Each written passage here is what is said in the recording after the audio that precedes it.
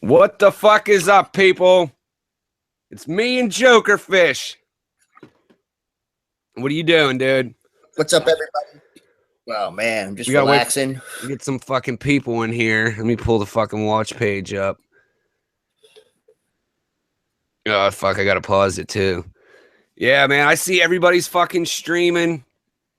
I seen that funny shit happen with Shane. I wish I'd have been there for that, Yeah, man. we was going wild, man. We was just, are you?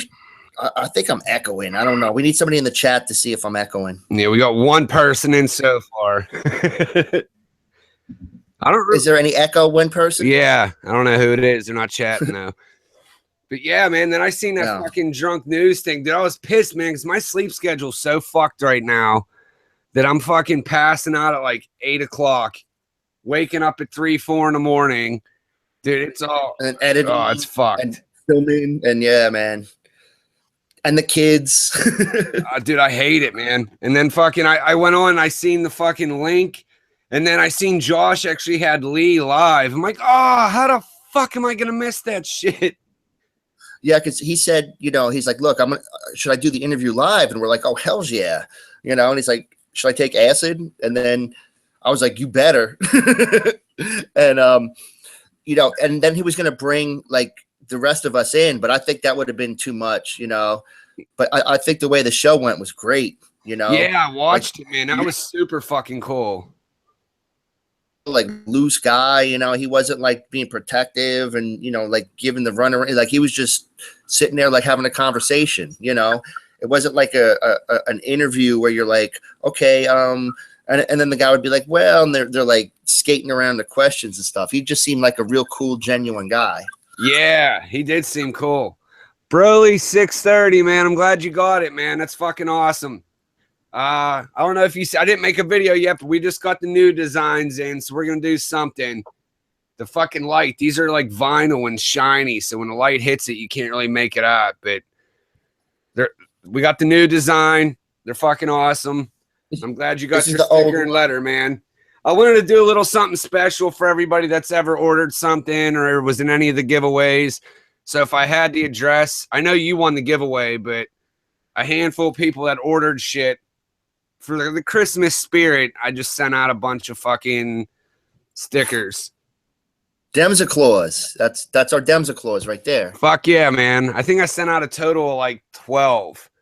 I got a couple emails saying thanks, so I don't know who all got theirs, but now any of the viewers that come in that aren't aware of the Drunk News Circle, this is Jokerfish. He's a cool fucking dude.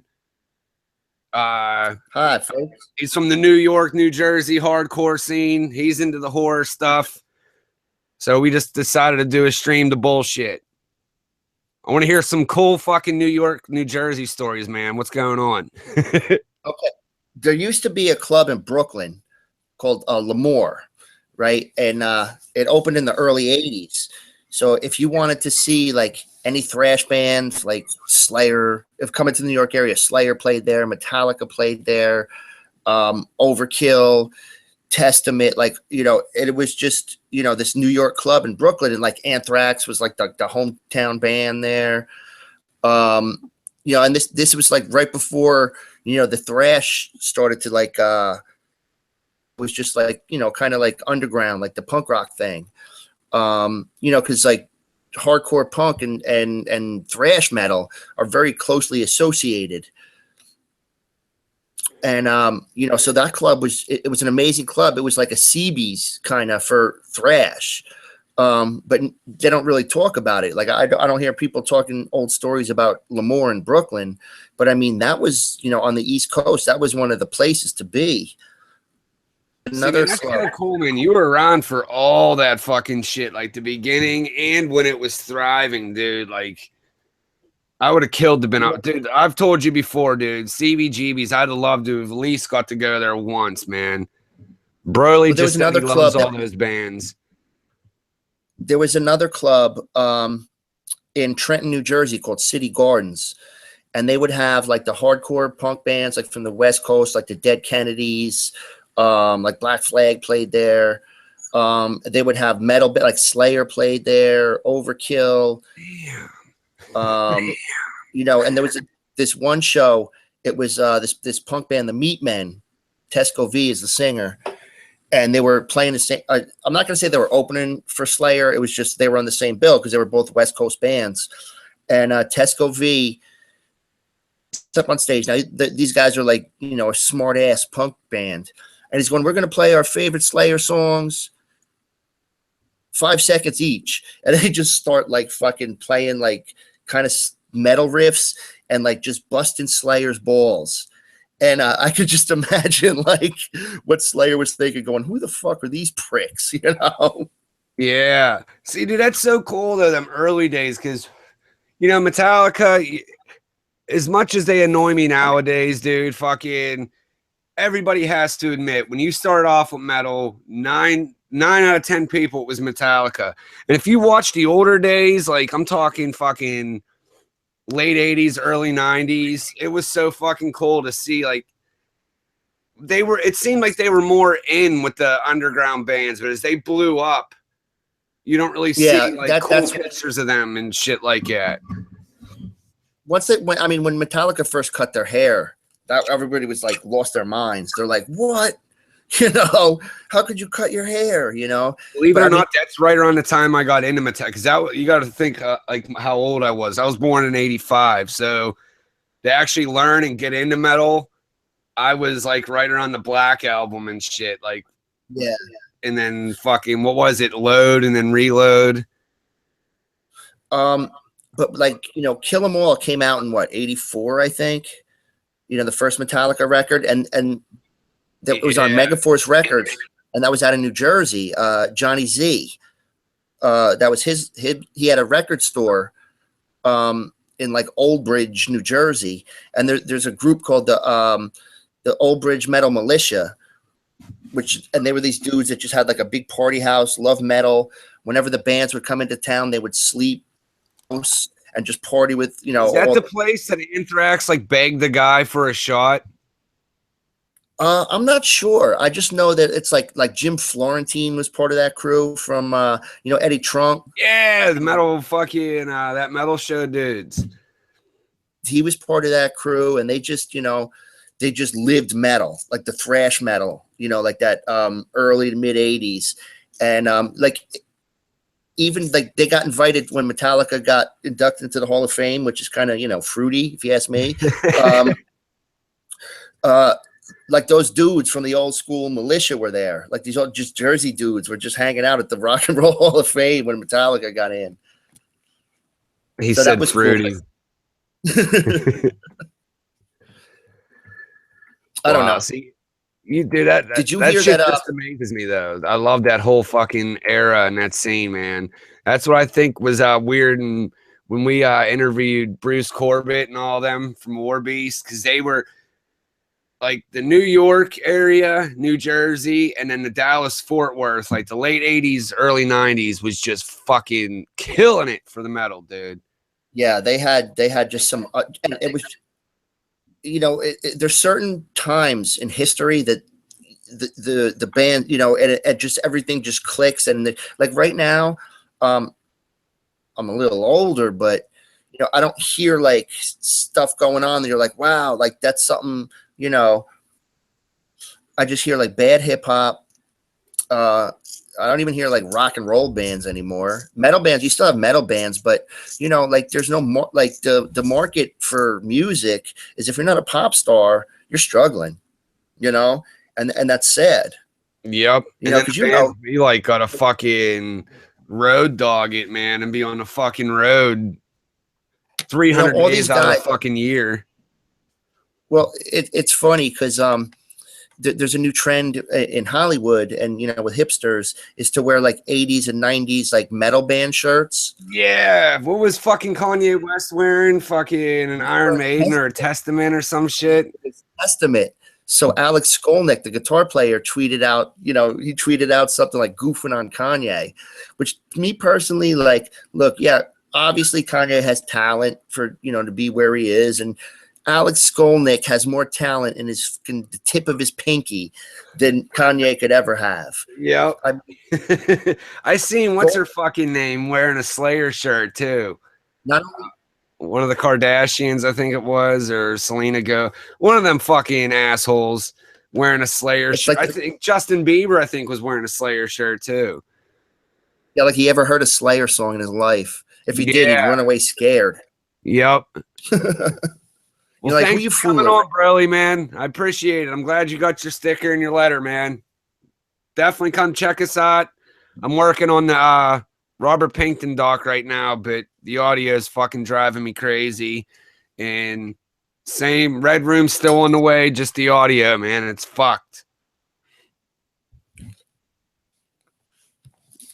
But let's bullshit a little bit about horror, dude. I know you're into the horror shit. You got cool collectibles and stuff. Well, like personally, like my favorite horror movies. Fuck! I sound like I'm echoing. See, I don't hear it. Anybody in the chat hear it? Is anybody that's chatting, is Jokerfish echoing to you guys? Can you hear me echoing? Dude, you sound perfectly clear to me, dude. All right. Well, we'll just go to the horror, and I'll just listen to myself echo until somebody complains. If you want to reload, go for it, man. I ain't going anywhere. Yeah, man. I'm gonna do that All right. horror. If you dare. Oh, Disc Golf said no echo. My sister's on here. She said you're echoing a little bit. I think Joker's reloading, but I'm going through YouTube mental block right now. And fucking also, if you guys know who Rob Dyke is, he does some fucking awesome, like, macabre, disturbing type videos. I'm trying to do something along that way with the documentary where I'm, you see me bullshitting, talking about it, and then I want it to cut to the actual, like, video. And the problem is with my new camera, even with it zoomed completely zoomed out, like, it's still so close on me. So I got to have the camera like 6 feet away. And I hate the fucking microphone audio. It's driving me nuts. You didn't get yours yet, Disc Golf. What the fuck? It should be coming, man. Broly got his. Yours all got mailed out. Or no, yours I mailed out, I think, a day later. So I bet you have it tomorrow. Dams, you want to talk about a cool movie that I heard you mention the other day? Yeah. Cannibal Holocaust. Oh, shit, dude. Dude, that movie was banned from some. I know they were, I think he was in jail for that movie. Yeah, you got to prove that the actors weren't killed. That to me is like, that's like a band getting arrested on, the guy put out a movie that was so real. I love he just took fucking, yeah, my bad. Go ahead. He created a piece of art that made people question, is that real? Am I seeing something real? And that's like the whole, that's what you want in a movie, is to just, like, not, maybe not question if is it real or not, but you want that emotion. And like this guy, he just, created such a controversy, and the movie's still talked about today. Dude, he was just at the Housecore Horror a few years ago, and they were talking about that. Now, I know my fucking short film ain't gonna do nothing like that, but my whole fucking thing I want, dude, is, and the guy to play Scooter, he's like getting pissed, but I'm like, I want this to be so fucked up, and I want some serious demented shit said that I want it to be demonetized and almost kicked off of YouTube. Dude, speaking of which, my chat from July, when I said we finally started writing again, they demonetized it. And what's funny is I unlisted the video. So why are they on my fucking channel looking at videos that aren't even able to be seen? I don't know if you have a channel and you go through the $sign will be yellow, and that means it was non-advertising friendly. This is a stream from July that nobody can see it. It's unlisted, and they just demonetized it like 3 days ago. I'm like, what the fuck could you have possibly seen in there to demonetize it? And why are you even fucking with a video nobody can see? You know what, Dems? Hopefully somebody soon, because you know how like this technology thing moves. People can create things overnight. There'll be an alternative to YouTube, Vimeo, where like you could like do your thing, you know, like and Josh with the Drunk News, and you guys with the Metal Show, you know, can get your platform and you know. I mean, I'm not a YouTuber guy. I just like having fun and goofing around. You should, man. You really should start a channel. You definitely should. I'd back. I have one. I do have a channel that's got some of like the Drunk News videos, and I made a couple goofy videos. But you know, I would need like better equipment, you know, and maybe I'll do it. You know, I need a new computer and which I can't remember the name, so I got to hit him up again. But you know, for what I want to do, and then maybe I can start, you know, getting you know, more equipment or something. But I don't know, man. I like having fun the way I'm having fun. I'm the king of the live stream. I'm on live streams. Dude, you're on everybody's stream though, dude. But you got some cool characters though, man. You should definitely think about it, man. Like, I mean, the camera I'm using, and I mean that's what you can get away with too, man. Like, I like to live streaming because I can actually talk to the people that are on right there and then. But that's the cool thing. You can do this and do your character live, and then, you know, it goes on your channel anyway. So, well, Dems, I'm from the live entertainment world, you know, where like you're playing shows and you know what's going on. People love you or hate you. You can see it. You know, there ain't no typing in 3 weeks later like they're screaming in your face. And yeah. So like making the videos, and then like, you know, like when you're playing, like it's like when I would go in the studio and make a record, it was like kind of frustrating because, you know, from like the live world, you know, like, you know, we started out, you know, you never, you know, you go from playing live and going into the studio, it's two different worlds, you know. Yeah. It's not you're just like rocking out. Like you have to like sit there and, you know, the guy's playing the drums, and then you got to just have like, and you're listening to the guy who played the drums from a week ago, and it's just really weird, you know. But you get used to it. But I don't know, making the videos and then having to watch it and look at it and go, wow, what a jerk off, you know. Oh, see, that's why that's why I said I'm struggling now, man. I fucking hate narrating, dude. And that's what drives me crazy, because the people that watch my videos, they either completely bitch about, dude, you sound like you fucking did a bunch of dope and then recorded, or they're like, I love your voice, man. I fucking listen to your videos while I'm passing out. And then me personally, I fucking hate it, dude. Like when I'm recording the audio through Audacity and I gotta play it back, oh, it drives me nuts. Yeah, you're like, oh my God, yeah. You know, do I really sound like that? And then what sucks is, like you're saying, man, it goes from you know, I could be having a great day recording, you know, and it's like break time. I got to do my thing. And then when you come back, you can't capture that same fucking tone again. And you could totally tell when they fucking, oh, that was recorded this time. And they came, like, at least with me, because I'm not really good at the editing the audio, man. And I hate it. I fucking hate it.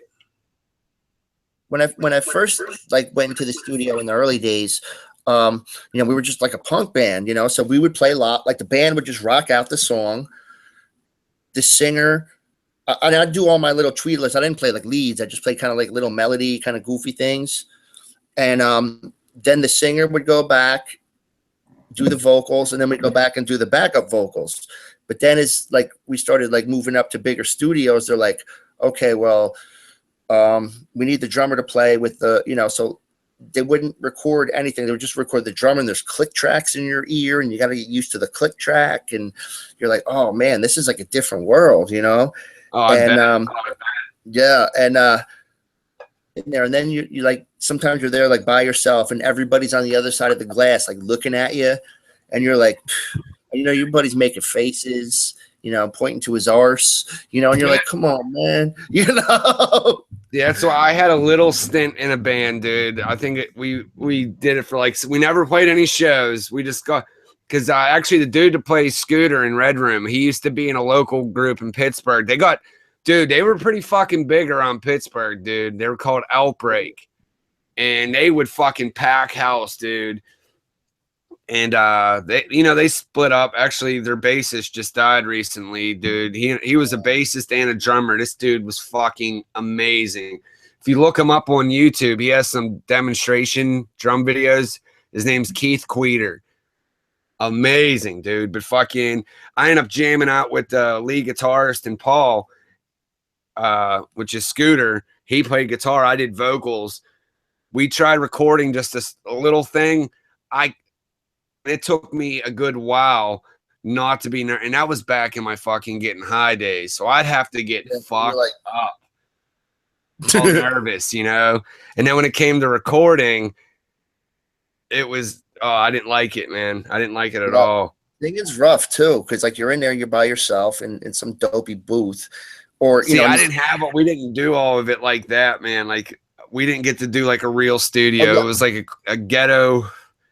Pretty much what I have here. Too, I got so many tapes we recorded, the band, and like like we'd be on the, doing like a mini little tour or something, and we'd be staying at some house, and they're like, "Hey, we got a studio downstairs. You guys want to record a song for us?" We're like, "Sure, just give us a copy."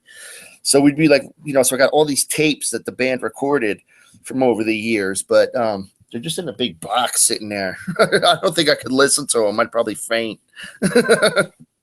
See, I seen you posted something, and like I said, that still blows my mind that Hear Me and You Are Now. And I remember when you came over a while ago, and it was the Rotsky fucking thing.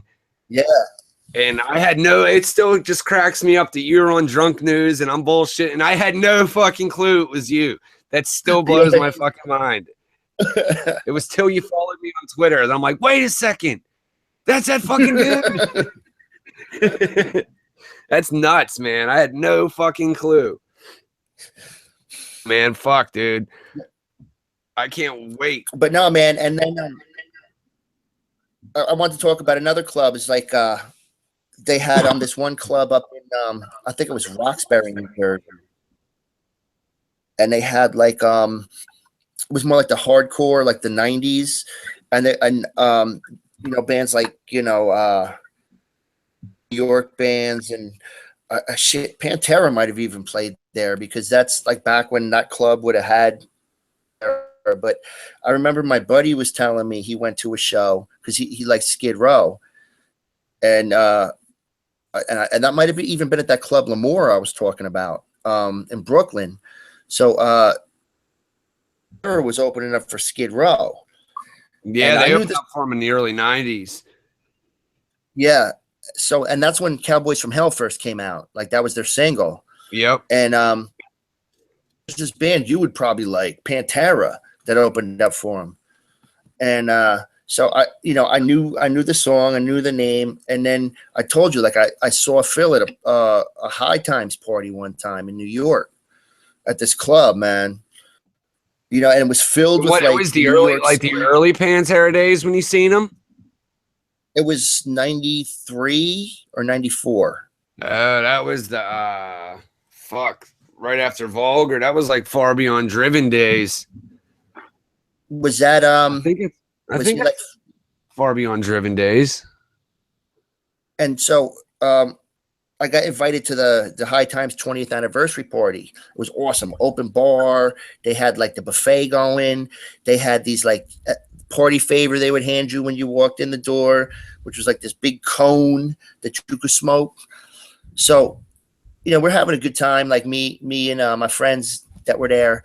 And there was all these like New York, like early 90s, like hip hoppers, like the hip hop dudes. So, and I wasn't too familiar with what everybody looked like, but I knew the scene. So like, I remembered Onyx was there, and you got to remember, I was really lifted. Big High Times fucking, So Good shit. having a good time. You know, I saw Bobby Steele from the Misfits and the Undead, and had a little conversation with him. And then, you know, a couple other fellas. And then I was at the bar they called Last Call. So I look over and I just see this, like, all the cameras just go, like, you know, crowd into one area. And I see this dude, sides of his head shaved, like, you know, like kind of like the real long, it was kind of like a mohawk, but, you know, just like blazing, right? The whole room just focused on, you know, this one man that just walked in. Yeah. And I go to my friend, I go, who's that? She goes, oh, that's the lead singer of Pantera. Wow. And I'll never forget that, man. Like, he came in the room with just like New York hip hop, like New York snobby, like elite people, and just took over the room just by walking in.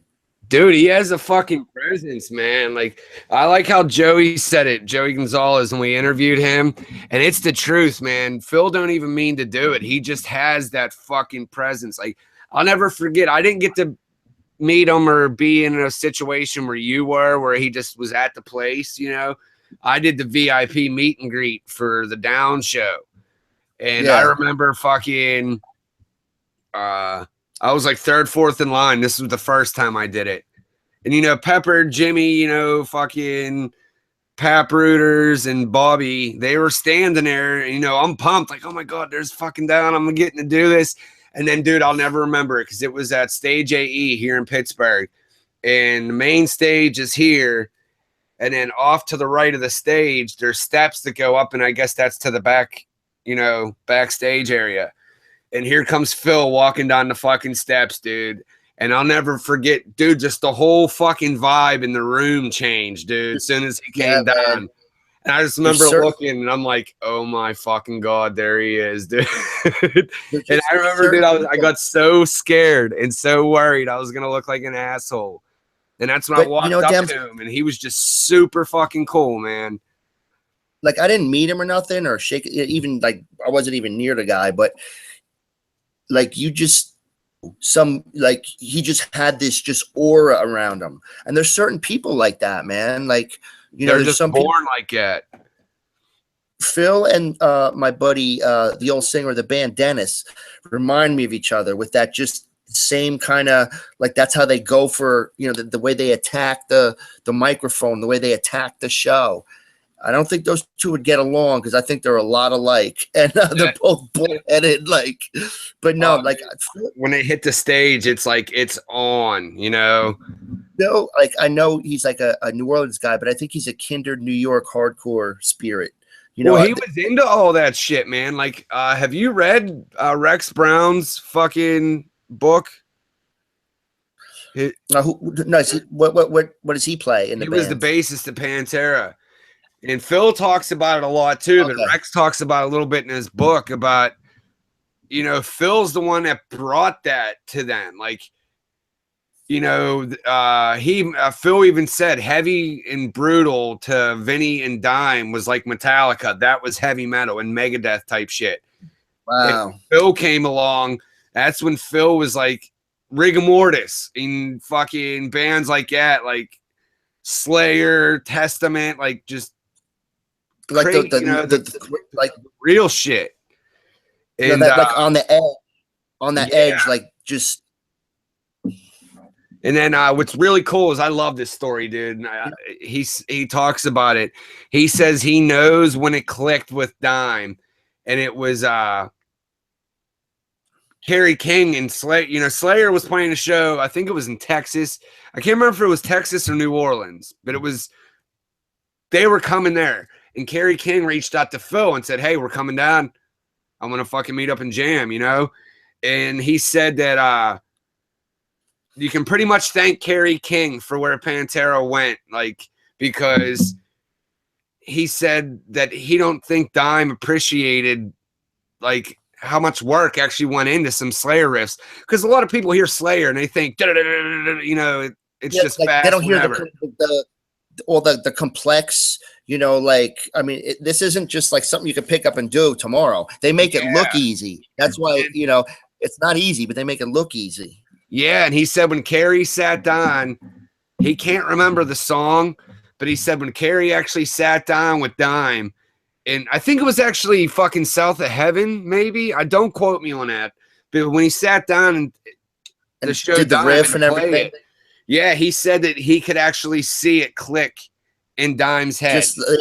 It just went, oh, no, I got it. I got this. Yeah, and that's what like totally got Pantera, because you could hear it, dude. Like if you listen to some fucking power metal, which was right when Phil got there, and then you listen to Cowboys, and dude, and what's awesome is I was so glad to hear Phil say this, man, because Cowboys, yeah, that's where Pantera got known, but fucking, I even was thinking this when I was younger. Vulgar is where they started fucking hitting it. And Phil even says he considers Vulgar Pantera's like first, that was where they were going. Well, that's me personally, Far Beyond Driven's, if I had to pick, Far Beyond Driven's my favorite, but Vulgar's amazing too, dude. I mean, even Cowboys is the shit, but fuck. Well, the thing about Cowboys, it's like it was the first one, like I'm sure Vulgar was the one that really got them noticed and like really in the underground, like that kind of like they're, but once Cowboys hit, because we had a radio station in New Jersey, which is Seton Hall College, 89.5 Pirate Radio, WSOU, and they always played metal, like, underground, like, and it's funny because it's a Catholic college. So they wanted to they want, like, back in the 80s when they was playing all like, oh, heavy metal is devil music. I remember that whole era. The priests wanted to shut the radio, like change the format of the radio station. But so many of us kids like wrote letters to the college and signed petitions, because we were in high school, and all the kids in the high school, like in the area, like we wanted to hear the music that they were playing because you couldn't hear it anywhere else. Yeah, see, me, dude, Pittsburgh's never had a fucking metal channel. Well, and that's why Dems, like, you had to listen to the college stations, because that's why, I learned a lot of punk bands was from just listening to, like, it was Uppsala College, and they had a punk show every Thursday night for like years and years and years. And I ended up playing on it a few times, which was super cool, because it was like, when you're a kid and you're like, oh my God, that's so awesome, and you're listening to it, and then you end up playing like in the studio, like that was really cool. I always, just searched out like the different sounding music, not the old, I didn't even have MTV until, Yeah. Oh, dude, my favorite trolls in here. All right. This Dennis Strom, dude. I'm pretty sure this is the troll. Everybody say hi to the fucking trash. See, dude, like I said, I never totally got into punk. Like my buddy Eric, dude, he got real into this band Exploited. He was like all about the Exploited for a while, and the Misfits. I got to hang out with the Exploited. We were on the same label for a while. Really? Yeah, when they came to New York, they were just like we were on the same label, so we just went down. They let us in, got to kick it and hang out and meet the fellas. They gave me like a hoodie. It was awesome. Yeah, he got really into that, man. That's when he started fucking with the Misfits a lot too. Old school Misfits are real good, but that like stuff they did like in the 90s and beyond is awful. But if you go listen to, I can't remember the album, but I think it was a live album, I think, is what if I'm not mistaken. But I just remember one part he's like, "Mama, can I go out and kill tonight?" or something like that. He was real into him. Yeah, that's Danzig for you. Yeah. Everybody, if you want to see who this piece of shit troll Dennis Strom is, go watch my video, My Reason of Why Me and Takedown Man Split, and look at what a fat sack of shit this dude is. Dems, you'll have to excuse me for a moment. I need a commercial break. Do your thing, man. Got to use the gentleman's area. Yeah. So you fat fuck, where have you been? Yeah, I haven't seen or heard from your troll ass in a while. And how's that kitty cat of yours? Did he die? You fucking fat piece of shit. This guy wants to suck Takedown Man's dick. They kind of look alike, too.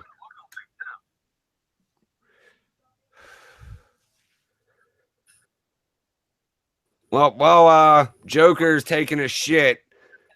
What's going on in the chat? How's your video going, Disc Golf?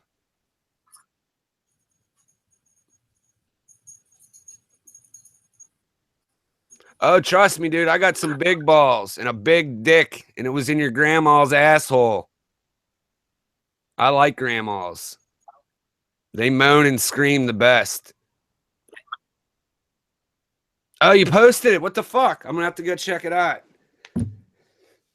You, dude, you're an editor too, man. I'm sure you understand how it goes. Fuck, man. I'm struggling with this fucking Robert Pinkton one. Now that I got a better camera, it's like, I'm sure you understand when you got a better camera or a better mic, it seems like you know what I'm saying? Like I got a better camera, but now the fucking audio isn't meeting the standards of where it should be. What do you know, man? I want to go check it out. No, but how's your white trash family? They dead yet? No, we're actually kicking ass, man. You should see our new place. It's fucking huge, man. I got my own fucking YouTube space now. How's your 1-bedroom apartment going? Trust me, guys, you got to go watch that video and look at this fat piece of shit. Oh, it's hilarious. I don't think he was saying Reinventing the Steel was the best, Matt. But they're all good, man. Far Beyond Driven for me, though, that's like one of the few albums I can listen to over and over again. Beer Man, what up, dude? Yeah, Matt, trust me. Fucking Disc Golf knows his Pantera. And then we're working. I just talked. Some of the hardcore like metal people might not be into them, but I'm actually talking to what the fuck, Raven Black. We're supposed to. I'm not sure if we're gonna have them live or if they're just gonna be an interview. They got a female singer. They're pretty fucking badass. Oh, it's this Dennis Strom dude. He's a fucking. Like I said, go watch the video, My Reason Why Me and Takedown Man's Parted Ways, and you'll get a good look at him. Dude's like 50 and got all kinds of porno fucking taped to his walls, lives in a 1-bedroom apartment with his kitty cat, and tries talking shit. Well, let's take it back to the metal and fuck this fat fuck. Yeah. Well, they're asking about him, and I want people to actually see him. Because that's the best part about trolls. When you actually got something and you can expose what they look like, trust me, you guys go watch it. You'll have a fucking field day with it. Like, this dude actually fits the troll profile, dude. It's hilarious. I want to talk about the Eddie Trunk interview with Phil. Dude, you don't want to get me started. That and the Loyola interview, I think, are the best interviews ever done with Phil. No, he did a 3-parter. It's on YouTube with High Times. That's another pretty goddamn good interview, too. You think I'm afraid of fucking Takedown Man? Fuck that fat piece of shit. But yeah. My bad. Go ahead. Did you actually get to watch it? Yeah, well, I heard it, like the Eddie Trunk one. I didn't see the Loyola one, but you know when he's given the explanation of the controversy, I thought it was, you know, and that he just came out and just said, look, this is why I did it. This is what happened. I made a mistake, you know, and I just think that to, you know, all these people that talk about Phil, they're saying, look, he's, you know, like I heard like with Zach was like, you know, Phil's great, but I'm really disappointed in him. It's like, shut the fuck up. You know, you pretend you're in a bike gang, you know. My favorite part about it was where he fucking he didn't want to say Robb Flynn's name, but he knew he was talking about him, and that's when Eddie's like, you know, man, say it. This is your, you know, this is your chance to come out about it. And fucking he brings up a good point on how, you know, Robb literally rode the coattails of that to bring attention to what they were doing. And it's just fucking pathetic, man. Because Eddie was like your peers. And Phil's like, well, peers, that's your word, not mine. Like, I don't consider Scotty an a peer of mine. And dude, that's the other thing.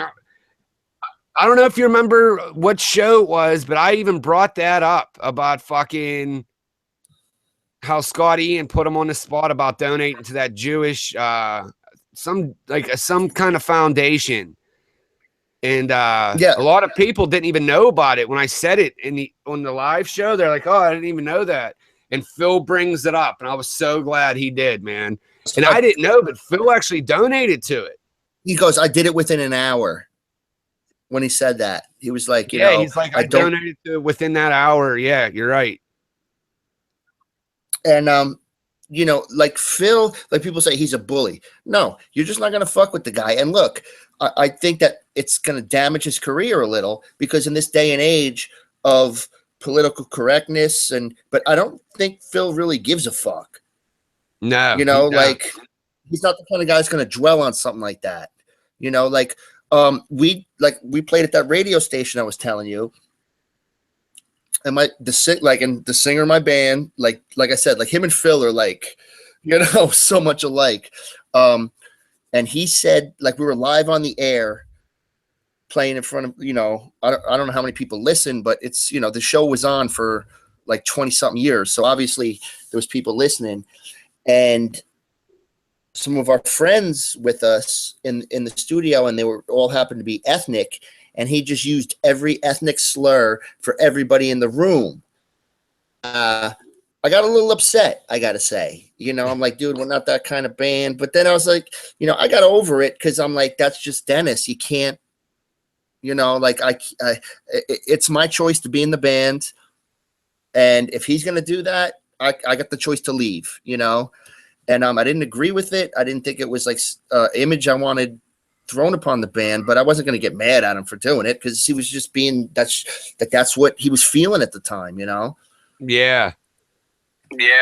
Oh, because I'm like, oh fuck, now we're gonna get pegged as like a racist band, you know. But I don't think I think that, you know, people understood that we were just a bunch of fuck ups, and you know. Yeah. I mean, yeah, dude. You know, and if you haven't fucking got a chance to check out the Loyola interview, man, you have to go check that shit out. It's amazing. I got to see that, because it's in like an auditorium, right? And he's being interviewed in like, or is it just him sitting down? He's see, this is what I'm not 100% sure on. He went to Loyola, the university, and I guess it was to talk to music students, but whatever you call it, the person that was like sitting there questioning him, the first thing she brings up is his drug abuse. So it goes into it. But he just he does ambush. It's like gloves off. He does not hide a fucking thing, dude. It's such an amazing interview.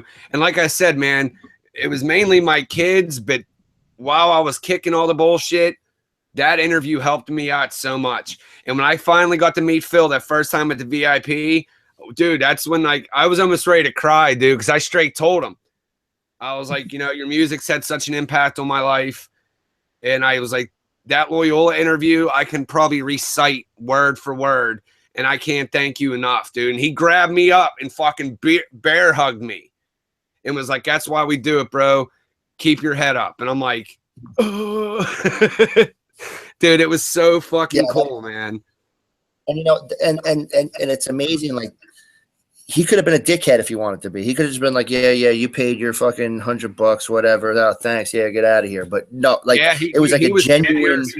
Yeah, he was super sincere on it, man. Because, like I said, I was just reaching out to shake his hand, and he was shaking my hand, as as I said it, and when you can tell somebody's just, cold. Yeah, like he was sincere because I shook his hand and was getting ready to walk to the, because they kind of rush you through that, but he grabbed me up and was like, no, I'm like, holy fuck, this is unreal. Yeah, that's I'm losing, and that's like, out of damn. your fucking mind, dude. Go watch my stats, bitch. Why is this guy watching? Like you don't got nothing better to do? I'm actually shocked. I haven't seen this fat fuck in a while. I haven't even put a fucking legit video out, cuz, and I'm still growing. Suck a dick. Oh, that's what was funny. I don't like that guy. Were, this only has like 80 views. You have a 1,300. It's a stream, cuz. They don't even fucking watches your stream once the live stream's over. Nobody even fucking sees it unless they go to your channel. Nobody fucking pays how many streams Tell this boy how many streams I do. Yeah, you're the stream king. You bounce around to all of them. I put that's what I'll do instead of where I roast them. Go check it out. It's hilarious. This dude's fucking nose, man. It is the funniest looking shit in the world. Oh man, it's so I'm telling you got to go watch it, man. And what's funny is it's got a little over 1,000 fucking views, and even the people when it go bash them. Hey man, oh shit! You know what I saw the other day, Dems? Somebody doing a reaction video. Somebody doing a reaction video to the to Walk by Pantera. Was it the black kid? Pops it and goes, "Oh my god, that solo just ripped my soul out," or something. Like when Dime plays that just like little like 4-measure lead, he doesn't go crazy. Like it goes crazy, but it's not like a long like lead or nothing. And the kid stopped it, and it was just like, "Oh my god," that was fucking. There's this dude, I forget his fucking name. He's a black kid. He does like reaction videos, and he reacts to a lot of the Pantera songs. And they're pretty good videos, man. You got to check them out. I'm normally not into the reaction channels, but it popped up in my recommended. I think it's the same dude you're talking about that I saw, because like I saw he had other Pantera songs. Like when I clicked on that video to watch it, because I was like, I got to see what like a black dude reacts to Pantera, but he seemed to be like a rocker kind of guy. Yeah, he's like Weeaboo Nation or some shit like that. I forget it. Oh, Dems. My crackhead looking ass gets more pussy than you can imagine, dude. So I don't know what to tell you. I got sex trophies. That should be enough fucking proof. Oh, this dude's so funny.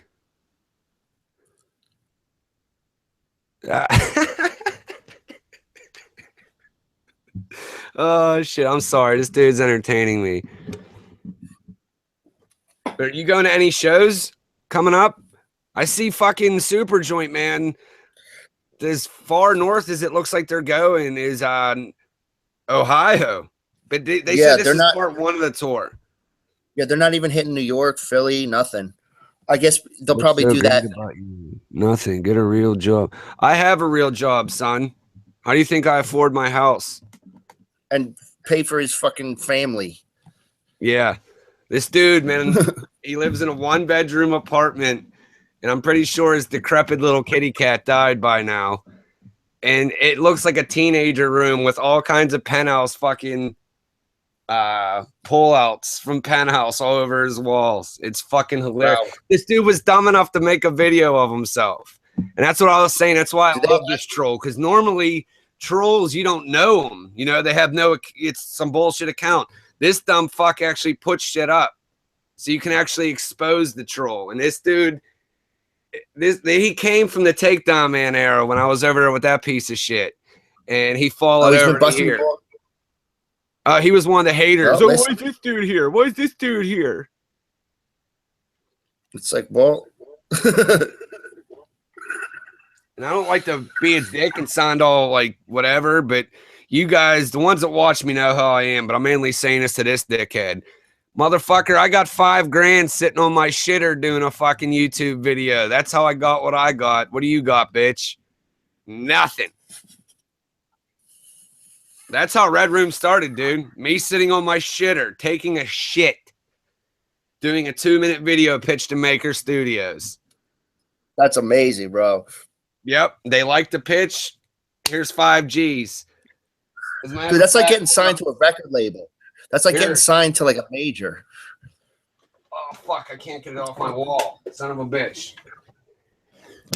Here, I don't know if you'll be able to really see this, but hold up. This camera's such a fucking piece of shit. Hold on a second. Oh. Hold on there, Fatso. We got something for you. Can you read that? Where's it at? Right there. Can you read that?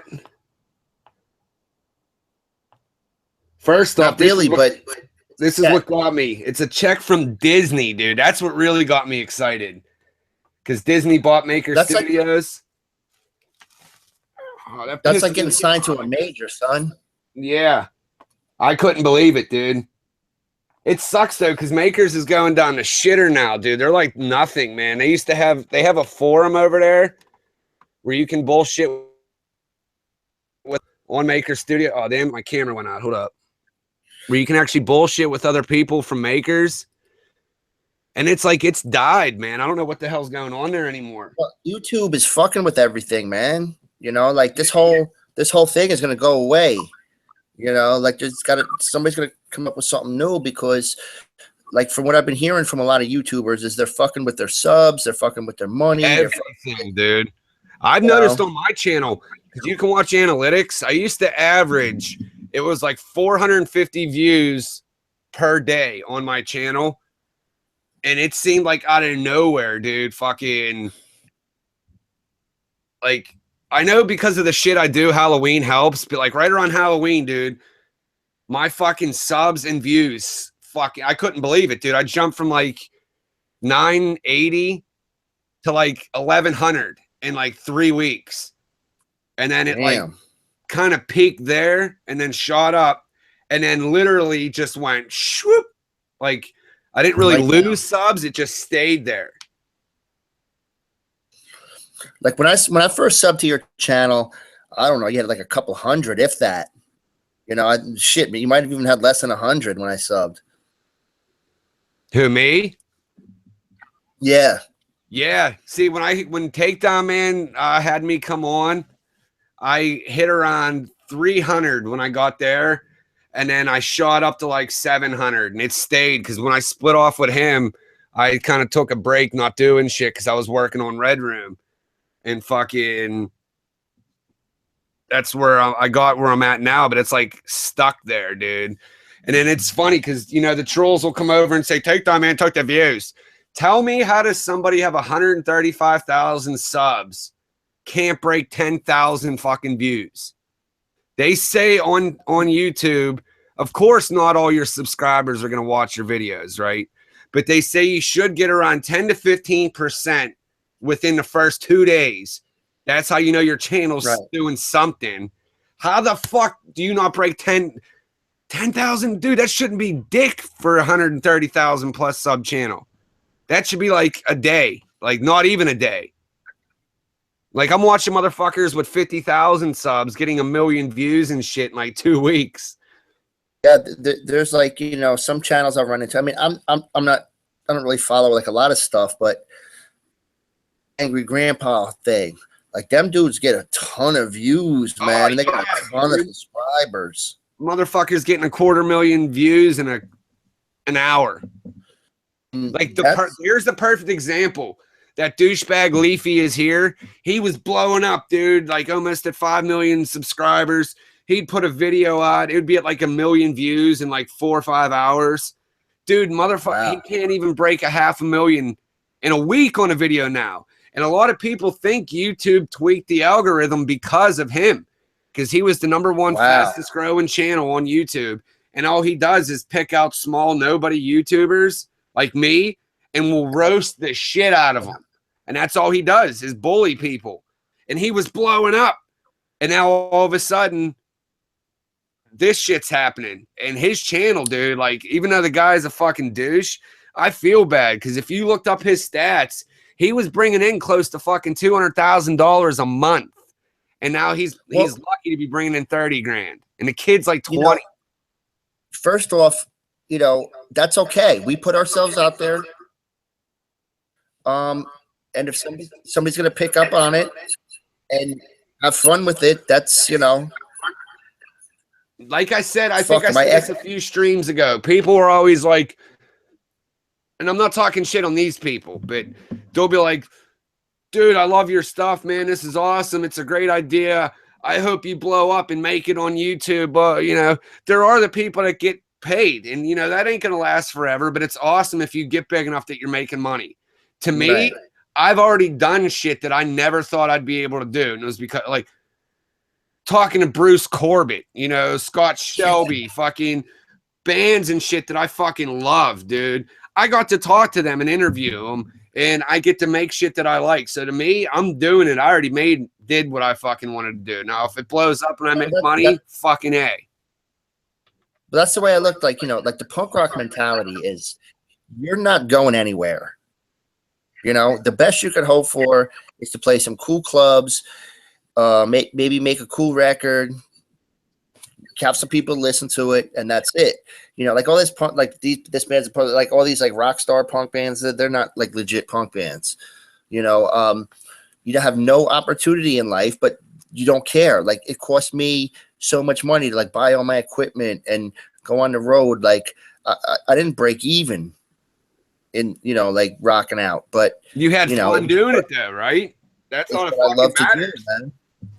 Yeah. And you know, I had so many great experiences that like you couldn't buy, you know, like you couldn't, there's no amount of money that you could pay. Like, and like with you, like you got to interview like your favorite bands. Like, how much would you pay? You know, like, so if YouTube ain't paying you, that paid you. You know what I'm saying? Yeah, dude, I got to do it.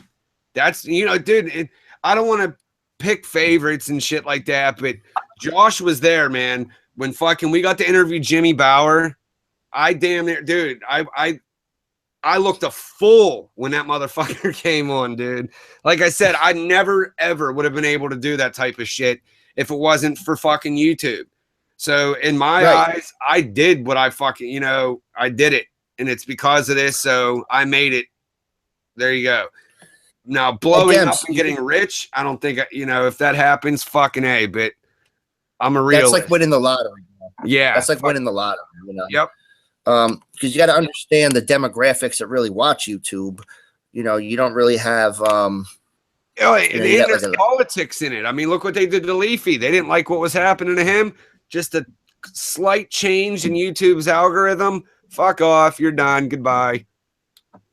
There's, you know, like you say that whatever, the Vimo or Vivo or whatever, something like that's going to take over because people aren't going to put up with bullshit, you know? Like, a lot of people depend on this, you know? Yeah, I mean, man. Fucking right. That's how they pay their bills. That's how they feed their family. So if you start fucking with people's money, they ain't going to deal with you for too much longer. And what's so funny is they proved it. Like, I forget the dude's name, but he's like a bigger YouTuber. I think it was KSI. I can't remember. But anyway, what was happening is every time they would upload a video, they would lose subs. So what he did is he had his other computer with the real-time, I forget the website, but you can go to a website and actually watch your real-time sub counter. He uploads his video.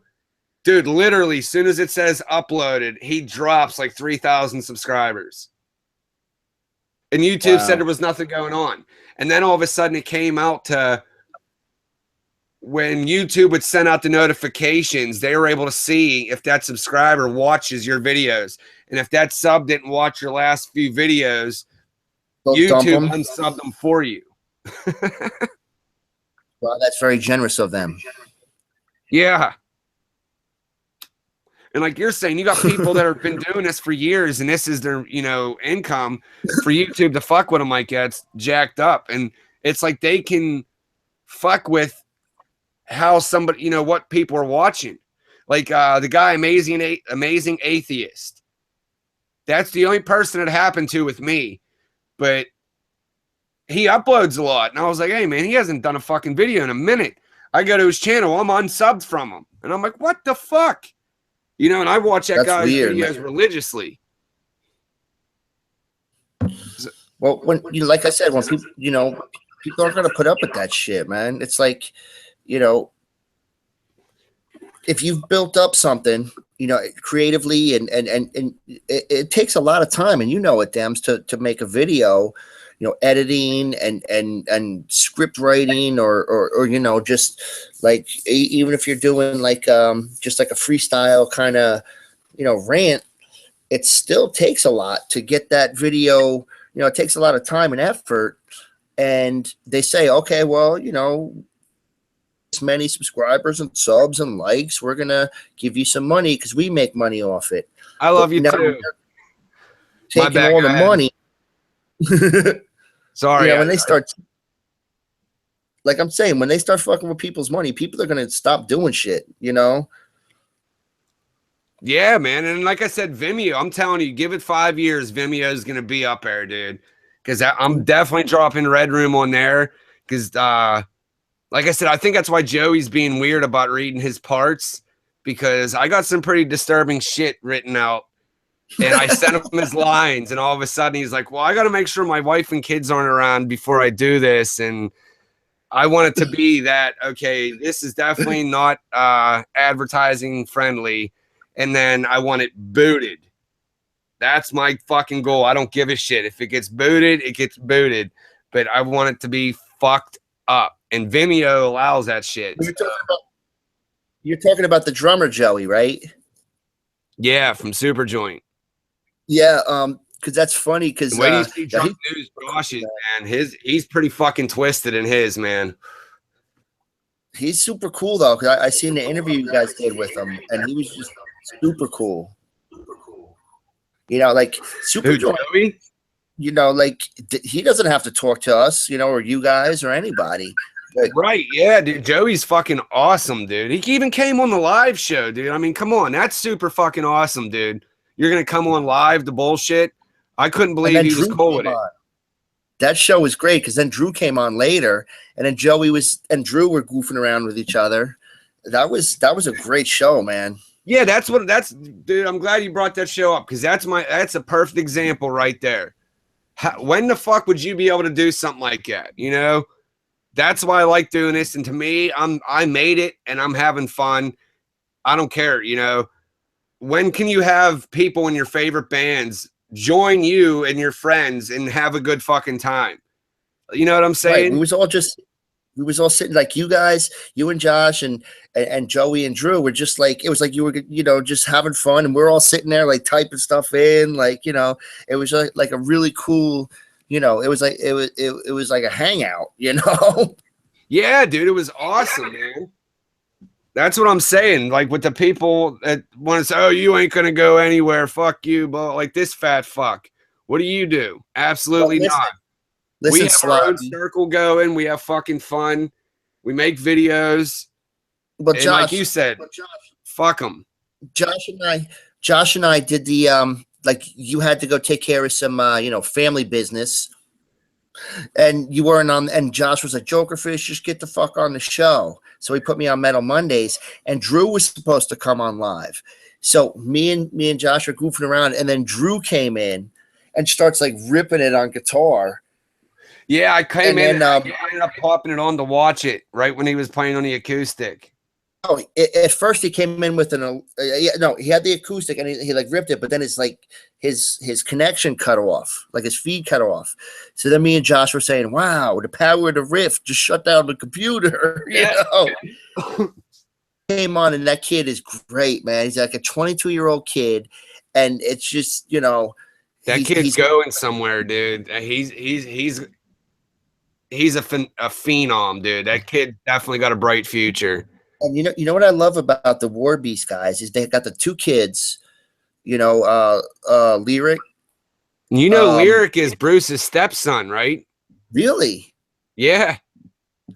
And then like Joey Joey's like what, 26, I 27? forget, but yeah, he's young.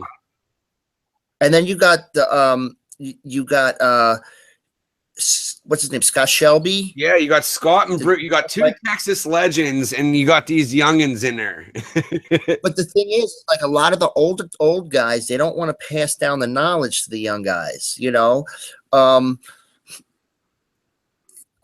mean, when I was a young punk, like a lot of the older guys would try to like, you know, steer us in the wrong direction because they didn't want us like taking their spot. But you know, these guys, they just embrace like the youth, and they're like, look, we're gonna teach you the way, boys.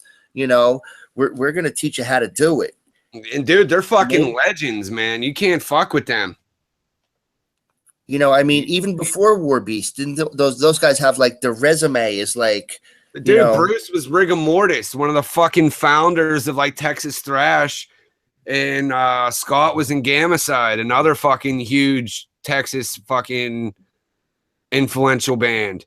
Oh, there was a Texas band I wanted to bring up, Dems, and I heard Phil talk about the singer, the band King's X. They're from Texas, and the singer Doug Pinnick. Is that the black guy? Yeah, he's like a gay dude. He was back. I've seen those when that shit happened with Phil. And Phil, he even brought it up that he gave him a big hug and a kiss on his mouth before he went out on stage. And you know, like my buddy was when we were in high school, he was way into King's X. So, you know, I would listen to them all the time. I know a lot of their stuff. I even went to a few shows of theirs. And first of all, they're amazing. They're just like ridiculously amazing. Some people call them Christian metal because a lot of the lyrics are about the Bible, but the guy he grew up with his grandmother who was real religious, and he's like a gay dude that just doesn't like dudes, and I don't know. But the band was fucking amazing. And I got to go to a few of their shows. Fucking backstage with Pantera in the early days, chilling out with King's X. Like, it looks like it's like, probably 90, 91-ish. Yeah, because when like King's X came out in the late 80s, like before like Alice in Chains, and they just had this like very like kind of just heavy, I mean, they did get real fast, but not like thrash kind of metal, but it was just like that like slower kind of metal. You know, just super, super heavy, man. If you ever get a chance, check out like a song or two of theirs. Oh, I think, I'll look into them. It's like, I don't know how to word it right, but I'm sure you understand what I'm getting at. When you jam the metal and you're checking out metal bands, you always see other bands and you've heard them, and then somebody will bring them up. You know what I'm saying? Like back in the day, getting a Metal Edge magazine or a Metal Maniacs magazine, and you're just going through it and you read about these bands. See, that's what a lot of people get blown away. That's how Megadeth is to me. You know, I'm super into metal, but I don't know, you know, I know of Megadeth. I've heard Megadeth songs, and I know Dave Mustaine. That blows people's mind. They're like, you don't know about fucking Megadeth? And I'm like, nah, man, I just never got into them. Well, I remember one time we were in North Carolina, and there was some dude from England, and we were staying at his house, and he's like, hey, do you know this band, the Fitzel Fratzels? I'm like, no. Do you know this band, the Flimble Blimbles? I'm like, no. He's like, what kind of punk rockers are you? Like, dude, we're from fucking Jersey. You know, like, I don't know. You know? I was cracking up, dude. Was that on Poor Man's Drunk News? He gave him the business. Jersey Devil. You gave him the business, and then you can't unsuck a cock. That's just a little, you know. Little... That had me done, dude. That was some funny fucking shit. It gets wild sometimes, damn. It gets wild. That's why I fucking love doing this, man. Disc golf can definitely relate to me on this. When you're editing a video, you have to fucking walk away, man. And then I feel bad because I haven't done a legit video on this channel in fucking since the grave robbing for morons video. That's the last video I actually sat down and, you know, edited and put out. And dude, like. So I remember the grave rob because I want to put shit out. So, you know, I like doing these to bullshit with people, and then like with the junk news streams, it's just a good fucking time, man. I'm glad we have this option, bro. Because just, you know, there's really no format, you know. I mean, like when you do the Josh's Metal Mondays, I mean, I jumped in with you guys, and you know, you get the topics and then the everything, but it's still also becomes like, you know, going on in the chat or what's, you know, what's on people's minds, and it just, you know, sometimes it goes a little crazy, but you know, that's what's cool about the live streams, I think. I still can't believe fucking Shane passed out on his. I seen the pictures. I'm like, are you fucking kidding me? You know, I learned a lesson a long time ago, and it wasn't because something happened to me. It's because I seen it happen. Always be the last man standing. Yeah. You don't want to pass out during a party. You will have a dick drawn on you. Well, I told this story last night, and I'll tell it again, Dems. We was having like we were at rehearsal because we had to I don't know, play a couple shows or something. So it was the first time we played in a little while. So we brought a bunch of friends over, and we were just like drinking and partying and everything. And this one dude passed out, and the singer of the band put his gentleman's area like right in the dude's face, and they snapped a Polaroid. And just as they snapped it, he yawned. And this dude yawned, so his mouth was open, and the gentleman's area was in his face. So I mean, don't pass out, man. Definitely. Oh, that's fucked. I would kill a motherfucker, dude. The worst we did was shave some dude's eyebrows off and drew a fucking dick going across his forehead like it was blowing a load down his nose. Well, you want to hear something crazy? We did it, and then after we did it, I actually felt bad. I'm like, oh man, we shouldn't have did that. You want to hear something crazy? Is the singer of the band and his like band of you know, men got kicked out of a party, so they went over to this broad's house, and nobody was home, and the door was open, so they went in and they shaved the dog. Oh, that's fucked up. Could shave the dog. That is fucking mean. Worst what I've ever seen, or I don't know. It was fucked up, dude. My boy, we were partying at this chick's house, and he went and fucking pissed in her ice cube trays. Stuck them back in the freezer. I'm like, dude, I got some wild stories for you, James. Some punk rock, like there was like a punk rock house that we all used to just show up at and live at and sleep at. And I seen people, you know. I just seen them putting "I'm loving it" in the chat. Somebody spotted the Wacky D's cup. Well, my buddy would tell me stories, right? Like at the punk rock house, it was just debauchery and wildness. But like, so my buddy, he lived in this one town called Fairfield, and you know, it was just like a blue collar kind of like, you know, little mobbed up towns, and they all went to the same high school. So my buddy, you know, delinquent, would get invited to all these like rich people's houses, and he would like, you know, piss in a bag and like whiz it around and then smash it against the wall. He's been known to drop deuces. He'll just like piss in the plant, in the microwave and put them on for like 25 minutes. One time at practice, he ran, you know, like he was late for practice. He came downstairs and picked up a clear bag and tried to drop a deuce in it, but he couldn't drop a deuce, so he just peed in it. And I'm laughing, and the other guys are looking at me like I'm insane. But I was looking at this dude trying to drop a deuce in a clear plastic bag, and that's kind of hilarious. Oh, fuck. Ain't that what they do on tour? They won't shit in the tour bus's toilet. They fucking shopping bag it and whip it out the window. You're not allowed to shit in the toilet or puke in the toilet. You can only piss in it. That's the rule. Fuck, dude. Can you imagine cruising down the highway in a fucking shopping bag full of shit just smashes your windshield? Listen, man. We've done some wild stuff. Like, you take like you piss in the bottle, and then you just hit somebody's windshield. Or we stopped at south of the border and picked up all these like Roman candles and like fireworks and shit.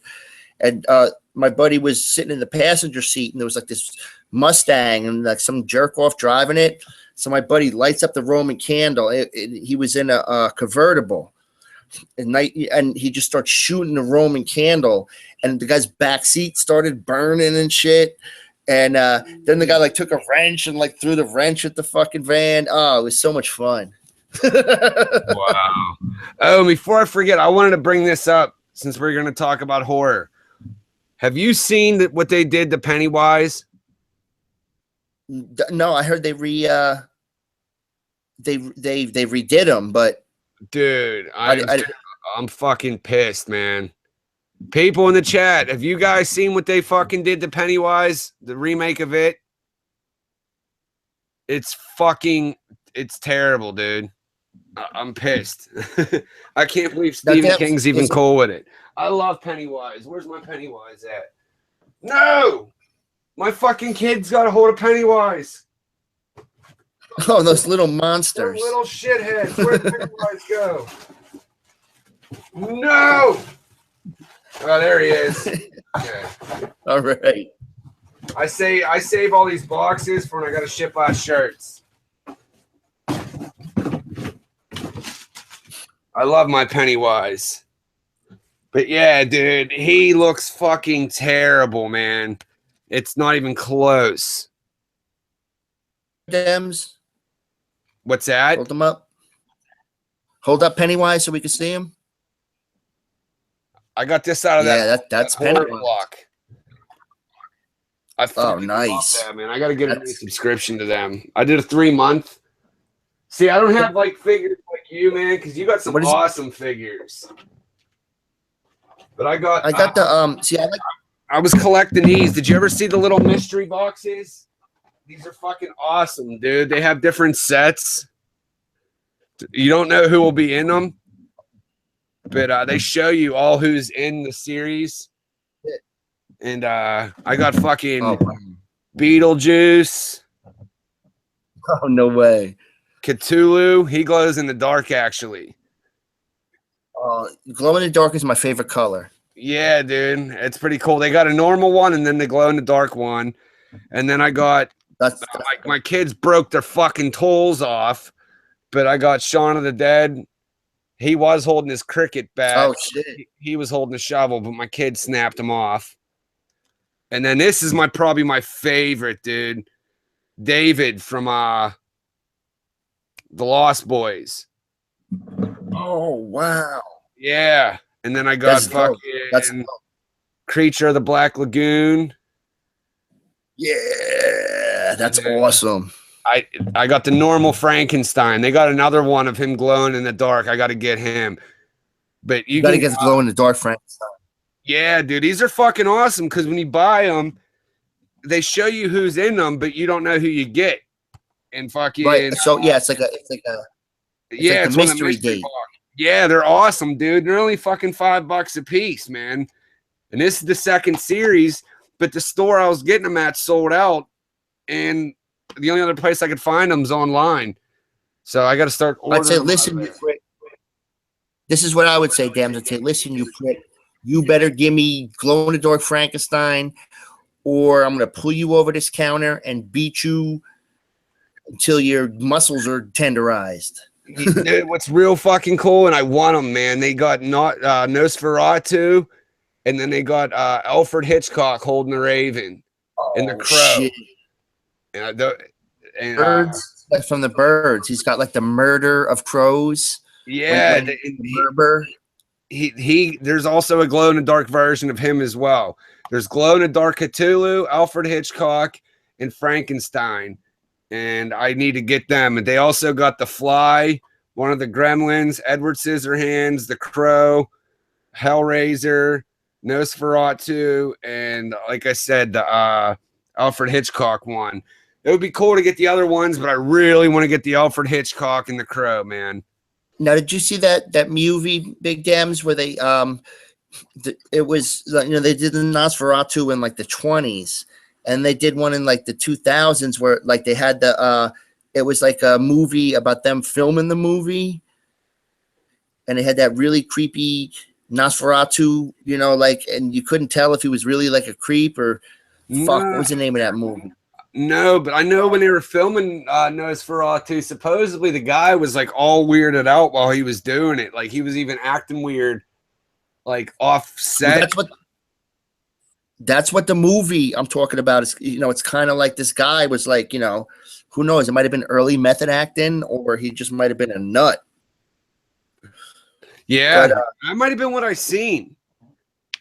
But you know, that's that's what what the fucking. movie's That's about. why they named the layer Phil and Selma's recording studio, because Phil was all fucked up on dope at that time, but he's real into horror, and he was always nodding out. So instead of Nosferatu, they named it Nodferatu's because he was nodding out. Name Nodferatu's lair. That's Pepper that's the Keenan actually studio? made that sign. You know what That's I'm talking about? yeah. Yeah, Pepper Keenan handmade that. Damn. The guitarist for COC and the guitarist and singer of COC and guitarist of Down. I saw COC open up for Motorhead one time. That was a good show, man.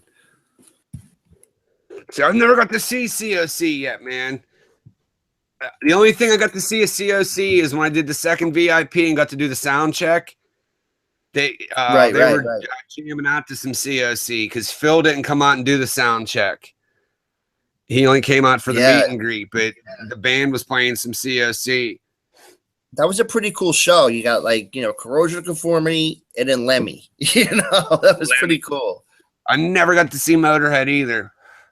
And, you know, Dems, it wasn't like a big festival. It was just at like a club in New Jersey, you know, so it was real cool. Yeah. I'll leave when you hang yourself, you fat fuck. Oh, gee. He's still here. This is how pathetic he is. Everybody's having a good time chatting, and this fat fuck is trying to do whatever he can to get in there and fuck with people. I don't think like our crew really gives a fuck, and they probably don't respond to him, you know? No, I can't help myself sometimes. When I look down and I see everybody chatting, and then I see that fat fuck saying something, and I'm like, look at this dude trying to fuck with everybody. Unless Shane is here, I don't think anybody's gonna, you know, really bother. They're just gonna ignore you. I think Shane's streaming.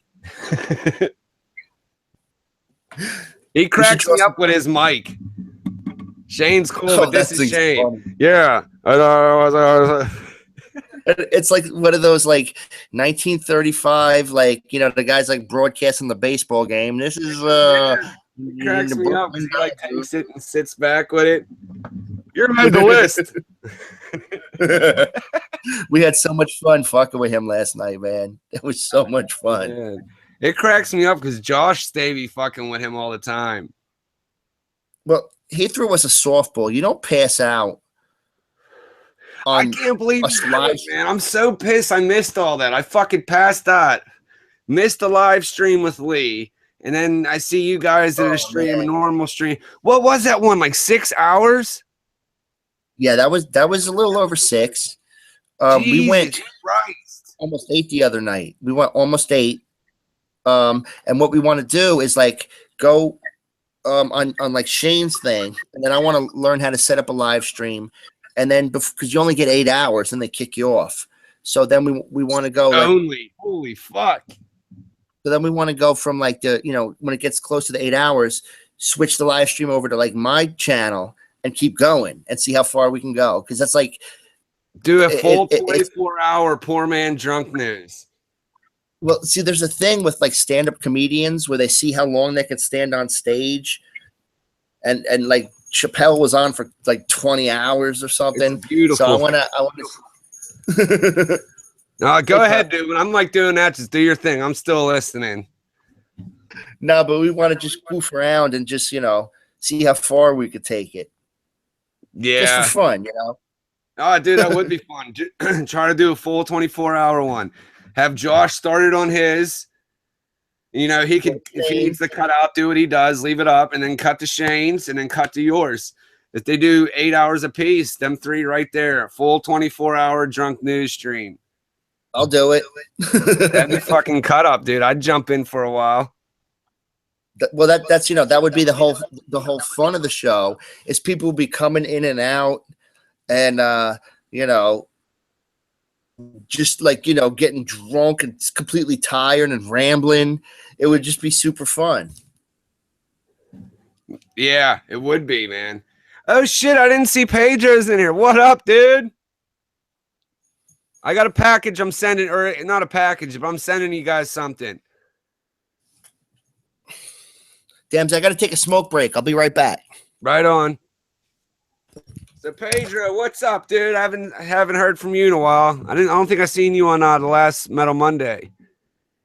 Dennis, trust me, if I came around and knew where you lived and I was in your area, I would be more than happy to contact your ass.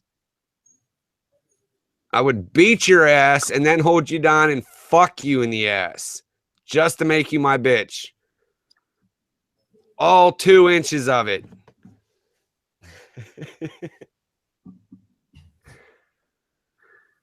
Garden Hoe. Oh, you're leaving?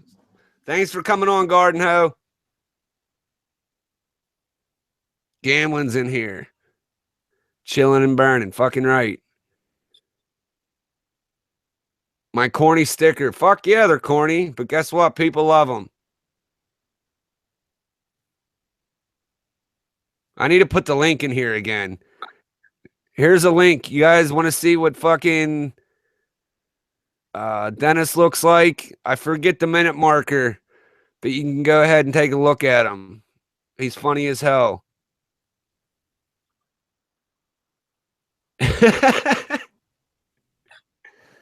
I'm not gay, but I would fuck him in the ass to show him my dominance.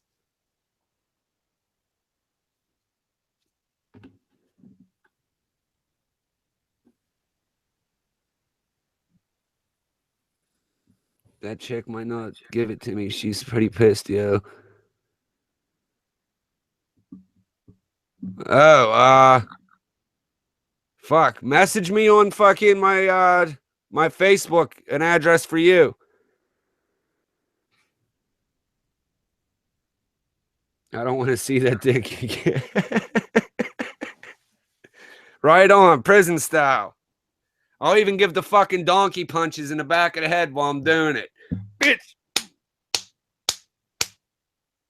Hook him by his big ass nose. I don't mind giving you views. Somebody needs the fucking pay. Actually, no, that's on my channel. It's when I put you in my video to give you your whole 2 seconds of fame. Sitting on the toilet.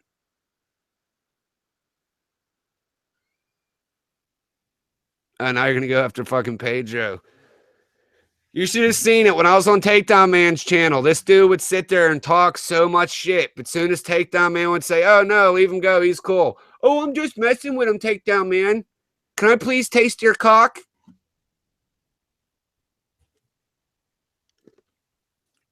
And then he would talk shit on Takedown Man to get his attention. And then soon as he would say something back, oh, I'm just messing with you.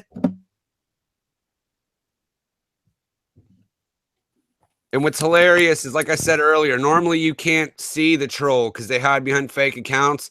This moron actually has videos on it, and he actually looks like a troll. It is so fucking funny. And he walks around his little 1-bedroom apartment.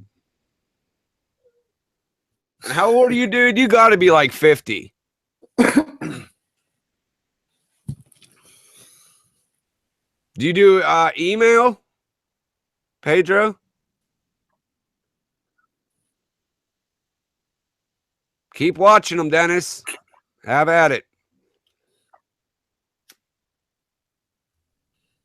Where do you live again? Boston. Because I do plan on visiting up there at some point. Oh, this dude definitely does. He loves the shit out of me.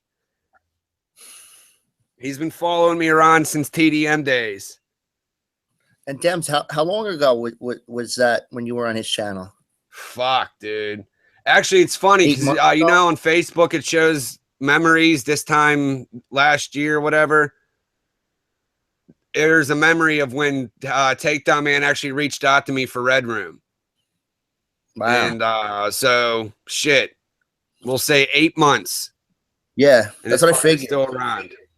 Yeah. Fuck him.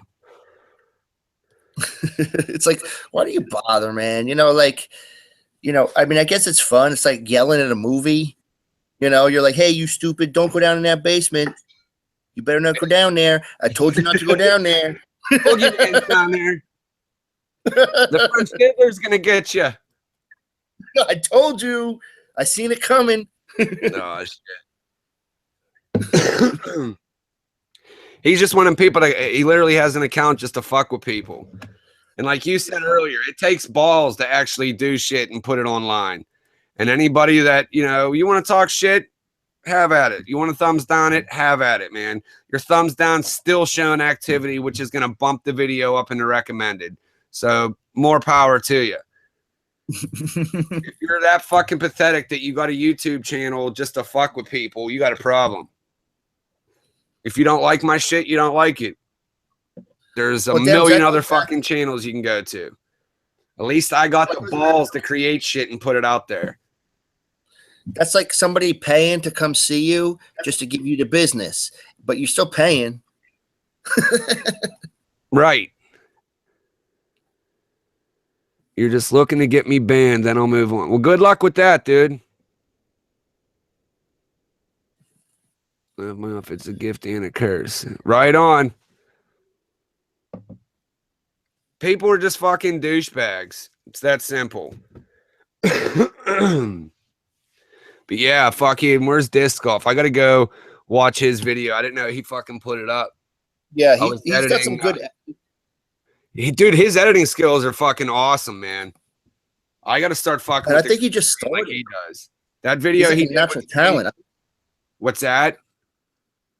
I think he just started. I think he's like just a natural talent, man. I don't think he, Yeah, you're right. Too much attention for definitely. But dude, that video he did with Shane, man, that's when like I knew he was a decent editor, but that video right there, man, that's some fucking skills, man. I gotta fucking do that shit. You could make Godzilla fight King Kong with those kind of skills. I was like, holy fuck, man. It looked good too, because normally the green screen, you'll see like the outline of people and you could tell it's green screened, His actually fucking blended really fucking good, dude. Yeah, it really did. I gotta find a way to just get for Oh, you I'm got sure it, it'll help you big. All right, good shit, man. I was wondering why you didn't get it yet. I'm gonna send out the new ones to everybody too. You guys fucking give me a lot of support. I appreciate it. So everybody I like this circle we got going on, man. Yeah, it's a good crew, man. Whenever I'm on the chat or whatever, like everybody's just like, real cool. Yeah, dude. That's why I always check out even that our secret hidden Facebook page that Dennis ain't allowed in.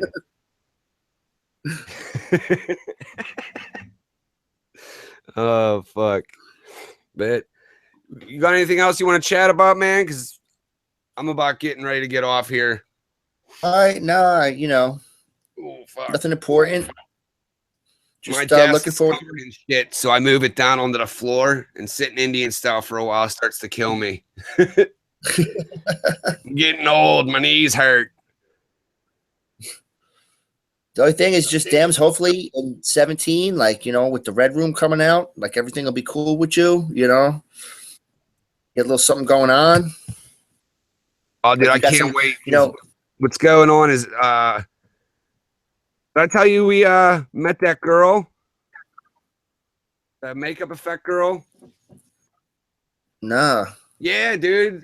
We ended up, she's did some classes through the Tom Savini school. Oh yeah, the makeup. Yeah, the makeup she's a girl. young buck too, man. And she's like, yeah, I want to do it. And I'm like, fucking right. So, we're going to have her do it. And we all agreed after New Year's, we're going to fucking really pound and get into it hard because, the holidays were fucking everybody up. So pretty much right after New Year's Day, I even told Paul, I'm like, I'm hitting you up on the 2nd and we're going non-fucking stop. because Like, get ready. We got to get this shit done. yeah, because we want to bang out all the scenes where there's effects. We want to get them done that day. Because I mean, all the all the murder things are happening in the same room. So get the girl down there one day, maybe two, and just bust all them out. Because those are really fucking bothering me. Like I want to get them done so bad just to have them out of the way. That's like smooth sailing. It's like what's you get anxious. You're like, I just want to get this done. I want to, and it's something that's like it's like okay, let's get it done. And in the creative process, man, and when you're doing projects, it's all the same whether you're in a band or you're making a movie or a TV show or a play. There's so much that goes into it, and it's behind the scenes before the final product. That and then there's certain things that you're more anxious about than others. Like shit, even working construction. I remember my boss, whenever we were having a concrete pour, the guy would be losing his mind. He was a real jerk off because he was like so anxious about the most important parts. Yeah, that's where I'm at, man. Because I'm so worried about them because this is like the first time we're gonna attempt effects. If you watch that shitty ass Prototype, we tried giving it the Alfred Hitchcock thing where we led up to it, but then like didn't show it. And plus, we had guidelines with Maker since they gave us the money. They didn't want fucking violence and bullying, so we didn't know how far we can get with it. Now there's no restrictions on it. This girl, I've seen her work. She sent me pictures. Like she did a burn victim, dude, and it looks so amazing, man. I'm like, yeah, this girl is gonna be the key. Yeah, and what's cool is she's like like a young kid. She's her resume built up, a portfolio built up. And I don't know how old she is, but put it this way, her dad called me first. Wow. And I still want to. You got to send me the that little teaser that you put out for Red Room so I can send it to my buddy so he can do some little soundtrack. I'm not soundtrack. No, definitely. I'll send it to you in PMs on Facebook. He's talented, man. He's real young kid. He's in his like early 20s. He's from India. Oh wow! But he went to school at a really good engineering school. He worked at like a really big fucking studio with like major artists coming in. Interested in making scores for movies. Like that's what he wants to do. Nice. And he's moving out to LA pretty soon because I think he's got some opportunities out there. And I told him about Red Room when you first put it out, and I showed him. He's like, holy shit, that's fucking old, because he loves horror, he loves metal. And it's funny because he's from like India, so he doesn't really know too much about like, he was like culture shock. Well, it would be like, I love metal. It was just some like goofy, like they were like Motley Crue, but like modern. And I'm like, nah. And it's funny. I was talking to him the other day, and I turned him on to War Beast. He was like, holy shit, this is fucking crazy. Yeah, see to them, yeah. There's a cool video about metal in like India and Pakistan. Because since it's that Sharia law down there, a lot of that, they're not allowed to listen to that. And there was a band that like was getting arrested and shit for playing that music. Yeah, that's northern India. My buddy's from like southern India, and they're like, there's a lot of Christians, and it's more. But he said like people, the music they listen to is like they love the Backstreet Boys and Michael Jackson. Like that's like that's what they listen to. And like there was like, I guess a couple guys that were, and I guess like he said, no, like guitars are super expensive. Like if you want to buy a guitar just to like rock out, he said it was super expensive, and getting more open, as like, with the whole world of the internet, and, like young people can see like, oh man, this is, this is a lot better than Michael Jackson and the Backstreet Boys. Well, all right, man. Well, I'm gonna go ahead and fucking take off here, man. I really appreciate you coming on and bullshitting with me, dude. Dems, thanks for having me. Always a pleasure. Hell yeah, definitely, man. I love chatting with you. I'm gonna send you that link on Facebook if you want to send that to him. Thanks, I'd appreciate that. All right, man. Well, you have a good night, dude. I'll talk to you soon. Peace. Peace.